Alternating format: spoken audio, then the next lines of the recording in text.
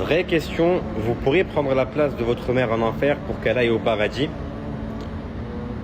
Dans Surat Al-Ma'arij, Allah Azza wa Jal, au verset 70, il nous parle de la réalité du kafir et il nous dit que s'il avait la possibilité de donner en rançon ses êtres les plus chers, donc ses parents, sa mère, son père, sa femme, ses enfants, et même tous les gens sur terre, pour que eux ils aillent en enfer et que lui ça puisse le sauver pour aller au paradis, il le ferait. C'est ça, la réalité de l'enfer, c'est ça la réalité du jour du jugement de la frère de ce jour.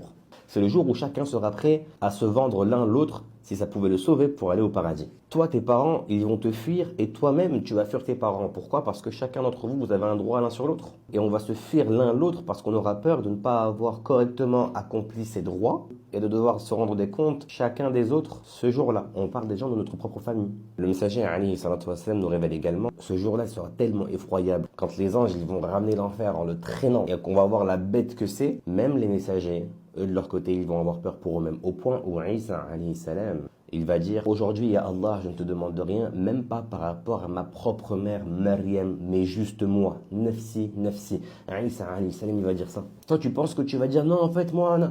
Arrête, arrête, arrête.